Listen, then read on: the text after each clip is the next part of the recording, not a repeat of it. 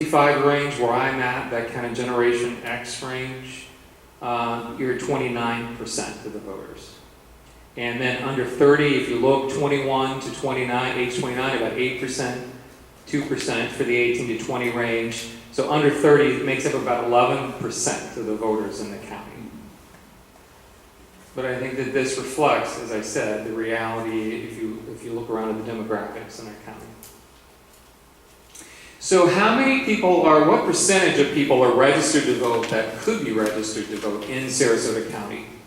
Well, if you take in what's cut off down at the bottom is sourcing this data. The 419,000 population estimate came from the census in 2017 of what the estimated population is of Sarasota County.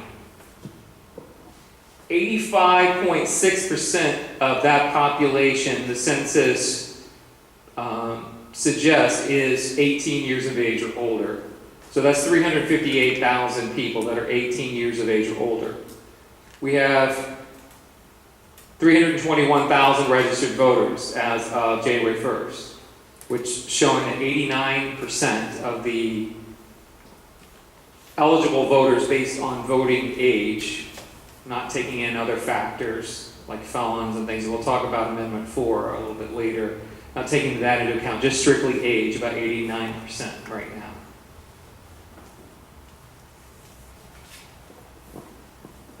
So let's do a comparison of 2018 and 2014 voter registration data and how that is changing. So I wanted to show the last two election cycles. 2014 was the last comparable midterm election, right? So you'll see the Republican Party grew by about 16,000 voters. The Democratic Party grew by over 12,000 voters in that time frame. But look at the other category. 12,000 voters there. So if you look at the percentage changes for the Republican and Democratic parties, you'll see that they are slightly lower as a percentage of the overall electorate in Sarasota County. If you look at the other category, you'll notice that that has slightly increased in the last 4 years as a percentage of the overall electorate in Sarasota County. So let's talk about voter turnout. We've talked about who's registered. Now let's talk about who shows up to vote. So in this last general election for 2018, we had a 66.97% turnout, almost a 67% turnout. That was the highest turnout that we'd had in a midterm general election in 24 years in Sarasota County. As you can see, back in 2014, it was 58%, almost 59%. Look at the change in the voters also. 213,000 people turned out to vote, 163,000 before, so almost 50,000 difference. That's a significant amount of people. What was the state average in Florida in this most recent midterm? 62%. So we're well ahead of the rest of the state of Florida in our turnout. And actually, if you look at counties with registered voters of 250,000 or greater, so large counties in Florida, we had the second highest turnout in the state of Florida for large counties. Brevard County beat us, which is the Melbourne kind of area. But that's it. So really no surprise there. We do have, like yourselves, you were out here this evening listening to the Supervisor of Elections. Overwhelm you with data here. But this is the type of community that we have in Sarasota County. People are interested, and they try to make themselves aware, and they definitely participate. So let's look at the methods of voting. In Florida, you can vote 3 different ways. You can vote by mail. Anyone can vote by mail in a single election, or you can request a vote by mail ballot through 2 general election cycles. So if you requested a vote by mail ballot, now you could have one for the next 4 years through the end of 2022. So the next gubernatorial election, to the next presidential and gubernatorial. And we would just automatically send you a ballot when any election comes up that you can vote in. All right? You vote early. This year we had 13 days of early voting, 10 hours a day at 6 sites for the general election. And then you have the traditional method going to your polls on election day, one of those 83 sites that I mentioned. So what are the changes between, again, 2018 and the previous gubernatorial election 4 years prior? Well, as you could see, vote by mail increased almost 50%. I will tell you that we mailed more than 90,000 vote by mail ballots. We got 82,000 back, which is a pretty good return on our mail rate. I think most direct mail places would probably want that kind of return on their investment there. That is the most vote by mail that we have ever done in Sarasota County for any election, including any presidential election. Early voting increased 90% over the previous 4 years ago. I will tell you that the busiest early voting site during this election was the Venice Supervisor of Elections office. And I think there was probably about 14,000 or so people that voted there, something like that, 14 to 15. The second highest, which was a close second, was, anybody want to guess? Westfield. Yeah. Yes, Sarasota Square Mall. I was going to think of the hospital. Yeah, Sarasota Square Mall has typically, since we started having early voting there in 2014, has been our busiest site. This time it was slightly behind Venice. Venice is always, you know, we'll talk about turnout a little bit in our polling locations, but they have a good turnout there. And then election day, almost 6,000 fewer people showed up on election day. We saw that. We've been seeing a decline. In 2016, in the presidential general election, compared to the 2012 presidential general election, about 3,000 fewer people showed up on election day. Now that's almost doubled this time in a 2-year period of time. So it shows a couple different things. Trending. A, voters want convenience. So they either want to vote by mail or they want to vote early. One of the things I'm looking at for 2020 is expanding our early voting sites, because I think we need more. Did you expand the timeline? Where's the card, Kathy? I I'm a stickler for the rules. I'm the supervisor of elections here. I'm kidding. When I expand the timeline, you can only do a certain amount, a defined period of time in early voting. The least you can do is 8 days, 8 hours a day. For the general, I started the earliest day, which was 15 days before. That's the earliest you can start. You could do up to 12 hours a day. I did 10 hours a day because I will tell you, those early voting numbers, 4 years ago, the supervisor of elections at that time, because I wasn't supervisor then, did 8 days, 8 hours a day for early voting. And then I expanded that to 13 days at 10 hours a day. Because one of the questions tonight was, why did we come through the 2018 election a little, I don't know, completely unscathed, but in relatively good shape compared to maybe some other places? One of the things that when the staff and I were planning for this election, and it takes a while, it's not something you plan a week before or a few weeks before. This starts a long time. We're already working on 2020, folks. We're into it already. So I will tell you, I sat down with the staff and I said, if we're not planning for a presidential size election, then we're woefully unprepared. Because I could feel what was coming. Because all of our elections were trending. We had a House District 72 special election, we had a school board tax referendum, and we had a primary. Every one of them had historic numbers. Some of them most ever.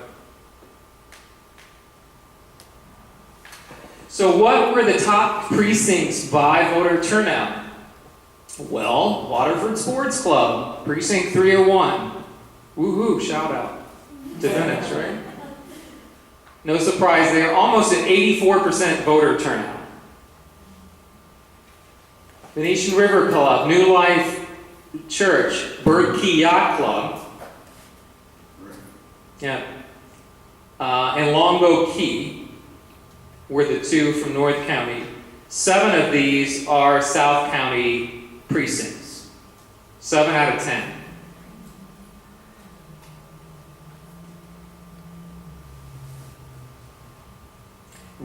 We did have, I was looking at precincts that had a turnout of 60% or greater, and it was pretty high. It was a majority of the precincts.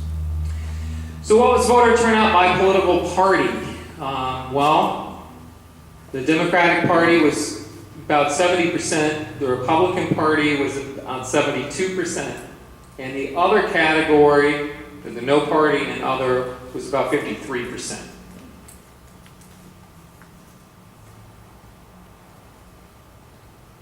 Okay, so voter turnout by age group. And I've broken this down by the age categories on the left in the rows. The columns are election day, which are polls, and then the percentage, and then vote by mail, and the vote by mail percentage, and early voting percentage, and then the total voted and the total percentages for the age categories. You will notice that age 65 and over, and you saw what I showed you earlier about the number of registered voters, more than 40% of them were in that category. 78, almost 79% of them voted. Right? If you look at the under 30 category, from 18 to 20, you had about 40%, about 35% for the 21 to 29 range. My range was 55, almost 56%, again, in that 30 to 55, and I'm closer to 55 than 30, folks, so you should have noticed. What is in blue here highlighted are percentages by the preferred method to vote by age group. What you will notice is the 65 and over category, 50% of them voted by mail. But what I found really interesting was, look at the 30 and under at the top, the 18 to 20 and the 21 to 29. They voted at the polls. Wow. So they picked a traditional method for voting, which surprised me when I looked at this, because I thought they might vote early or vote by mail, but they went to their polling place on election day. Interesting. So one of the things that I was asked about was the Supervisor of Elections conference. Some of you may have seen in the media that I hosted the State Supervisors of Elections Association here in December at a conference right down the street. The supervisors have 2 annual conferences, one in the summer, which includes supervisors in the 67 counties and their staffs, and the one in the winter that is primarily just supervisors only. There's not a lot of staff there. I had been asked to host this like about a year ago. I didn't know we were going to be having 3 statewide recounts because this came 2 weeks after that. The interesting thing was we had a lot of statewide media there, more media than we normally have at our conferences, and even some members of the public, right, Barbara Katz, who showed up to our conference, which doesn't usually happen. So what did we talk about? Well, you know, the funny thing was the media showed up, and some of them I know, especially the local reporters, like Chloe back here, who used to work at ABC7, and now she works for Representative Buchanan, but, so I know a lot of the local media folks. And so they're like, well, when is the recount going to be talked about? When is the recount? I'm like, well, it's not really on the agenda. I mean, that's not what this is just about. It's not recounting the recount per se. It's talking about whatever election issues, you know, are on the horizon, the experiences that we had in 2018 and what are coming up. Obviously, we talked about Amendment 4, and we'll talk about that in a little bit. I'll give you some more thing, but we didn't, at that point, the Supervisor of Elections were asking for guidance on Amendment 4. Now, Amendment 4 was a ballot initiative that passed by 64% of voters in Florida to restore voting rights for most felons. There's certain caveats we'll talk about a little bit, but it's most felons. So we were looking, so this started January 8th, right, is the effective date for this constitutional amendment. So in December, we were asking the Secretary of State's office for a little guidance on that, because the Secretary of State is the person who is the custodian of the statewide voter registration system. The supervisors all connect to it, and the supervisors of elections are the only people that can add someone on or take someone off the rolls. So your elected supervisors in the counties are the only people that can work with the voter to facilitate their voting rights or if there's some reason that those voting rights should not be there, then the supervisor is the only person that can take them off the voting rolls, which is a good thing. But we were looking for some guidance on how we would interact with this statewide system in our current phones, and it was kind of radio silence. It wasn't all just because they were kind of kicking the can. Part of it was because you were, the same day that Amendment 4 was going to take effect, you had a new governor coming in and a new Secretary of State. So there was a transition in administration. So that was part of the issue, I think. But we'll talk more about Amendment 4. The other thing we talked about, we heard from supervisors of elections in the Panhandle. Because remember, they went through an election and recounts and did all this during a hurricane and in the aftermath. And it was very devastating, especially for Bay County, where Mexico Beach is at. I don't know if you've seen the photos from that, but I mean, it looks like just it had been bombed. That supervisor of elections was here telling us what they had been through, along with his colleagues from the Panhandle. It was an interesting presentation. Certainly, it was kind of an emotional presentation, and all of us across Florida, think they did a pretty amazing job, because you look at some of the questions about the elections and the recounts in other areas and think what they had to go through, and they pulled it off. So kudos to them in the Panhandle. So what's next? And I have the state seal up here. That's because the legislature will be, meeting soon. So some things that are on the horizon. There is a group called ERIC, which is an Electronic Registration Information Center. And it is a consortium of about 28 states in the District of Columbia. And these states share their voter registration data as part of this consortium. Because something you have to remember about elections in the United States is we do have federal elections, but there is no national system of elections in the United States. States run elections. So there's no federal voter registration database, and that's not likely to happen anytime soon because the states keep control of their own elections. So what Florida did was, the supervisors of elections asked the Florida legislature to give the Secretary of State permission to join a group like ERIC to share our voter data in Florida. That passed a year ago in the legislative session, and hopefully in 2019 this will be implemented. I am actually the vice chair of the committee or task force in the state supervisors organization that will work at the state level to try to help implement this. But what this will do is allow us to share information in states and see if, to help us keep the rolls cleaner. And that's not to say that someone is necessarily registered here in another state and voting in both places. Sometimes what happens is if someone registers to vote, they fill out the required information, but maybe they don't tell us where they were registered last. Well, if you don't tell us you were registered in New York, I have no way to, contact New York to take you off the rolls, that sort of thing. So it definitely will help us. So hopefully we'll get this implemented in 2019. Constitutional Amendment 4, I touched on that a little bit. It passed by 64% statewide. I think it passed by about 65% here in Sarasota County. This restores voting rights for individuals that have prior felony convictions, who have completed all the terms of their sentence, and who have not been convicted of murder or a sexual felony offense. That's a mouthful, but I think I got it all. I've been practicing this for a few weeks now.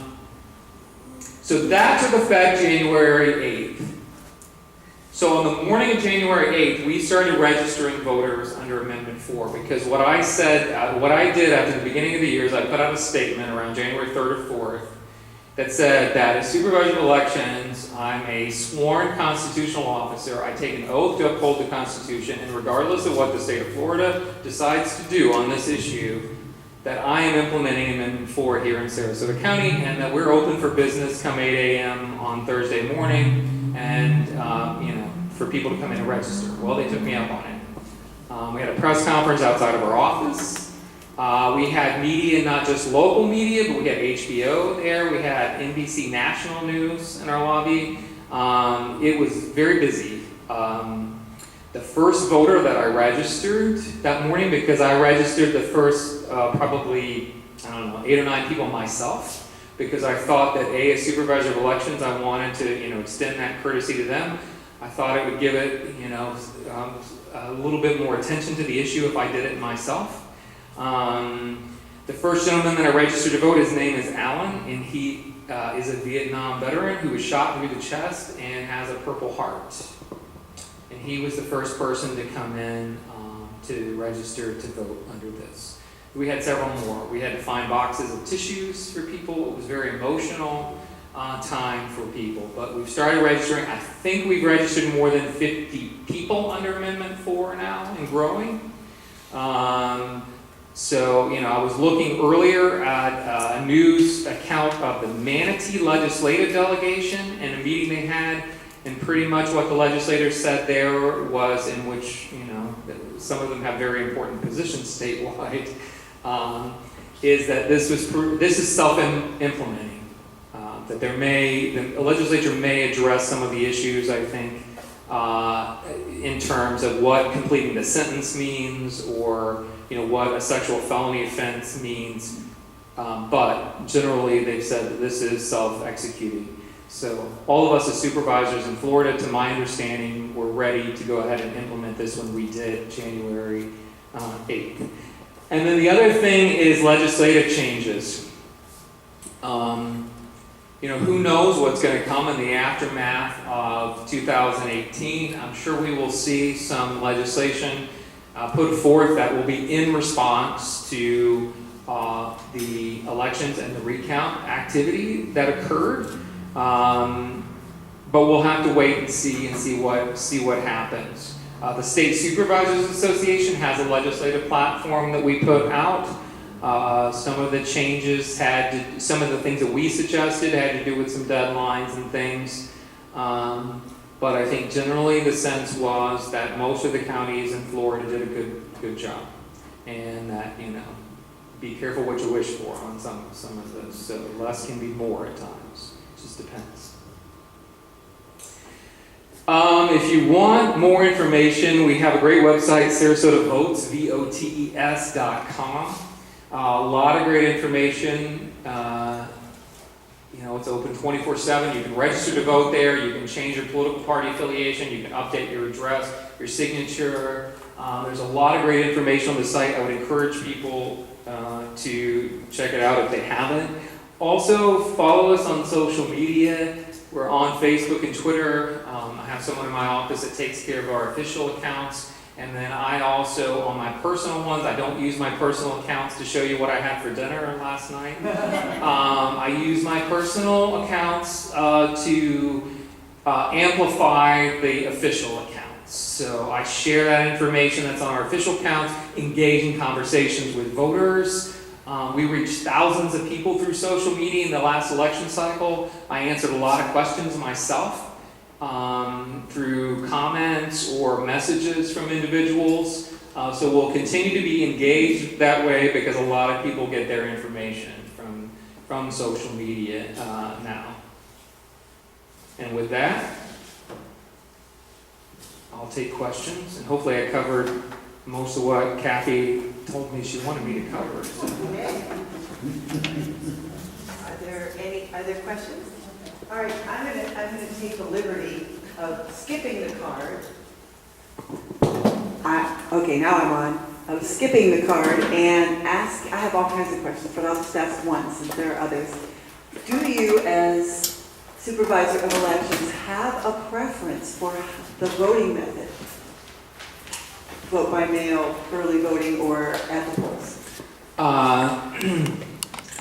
Well, let me answer this way, Melanie. I try to refrain a lot of times from giving my opinions, because again, we've got politics coming up. I try to stick to the process, but this is part of the process, right?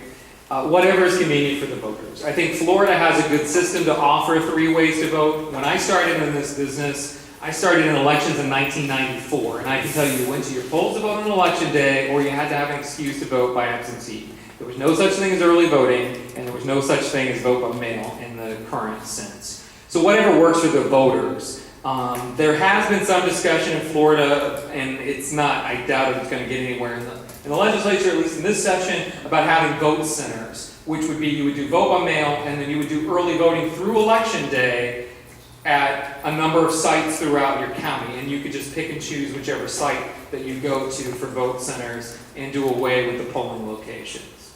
So that's a hybrid model. I think Colorado does that, but I don't see that happening anytime soon. So whatever works best for voters, you know, we try to make it as convenient as possible.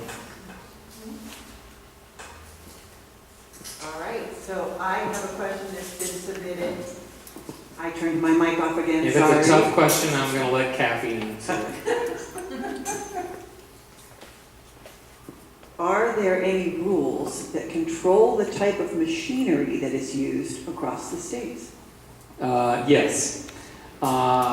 Florida, so the state of Florida, in the state of Florida, the Secretary of State certifies the voting equipment that is used in the state of Florida.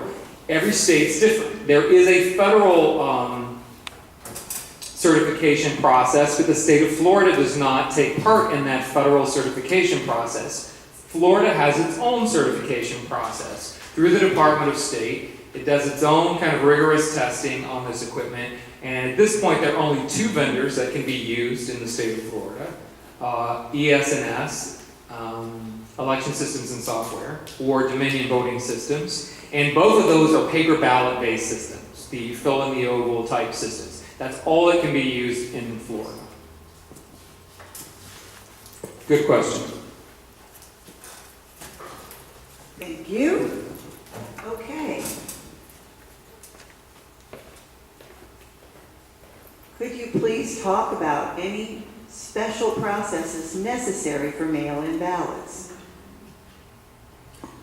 Special processes necessary for mail-in ballots. Well, let's just talk about vote by mail ballots for a minute. Because, you know, sometimes I think one of the maybe misconceptions is that, you know, if your ballot makes it to us, that we kind of just willy-nilly decide which ones count and which ones don't based on the signature or kind of arbitrary factors. It's not really how this process works. As you saw, we had more than 82,000 ballots that were accepted vote by mail. 125 were rejected. Now, in my mind, 1 rejected is 1 too many. But if you look at that number, it's a very small, it's a fraction of a percent. They get rejected. They're not rejected based on, so my birth name, my mother named me Ronald Allen Turner. I go by Ron Turner, right? If I'm registered to vote as Ronald Turner, even if I don't sign my vote by mail ballot, Ronald Turner, if I sign it Ron Turner, it's not going to be discarded because of I didn't use my middle name or I didn't use my formal birth name. It's not that kind of process. It's looking more for a match on that signature. What we have on file from you, can I tell that it is Francis's signature or not? Can I make a general match on that? And if the staff in the elections office are unable to make a match on those signatures, those ballots then go to a board in a public meeting. It's a canvassing board that's made up of a county judge, the chair of the county commission, and the supervisor of elections. And the 3 of us have the final say on those. And we look at those before they are rejected, because we're the only ones that can reject a ballot. I will tell you, if a ballot is rejected because of a signature issue, and Barbara Katz has been there for our meetings, the signature is not even in the same zip code or area code or anything. It's so far out there that you couldn't make a match. It's not for a slight difference, not by any stretch of the imagination. The other thing we do in Sarasota County is if we know going into an election that looks like you didn't sign your vote by mail ballot, or if the signature looks like could potentially be rejected, we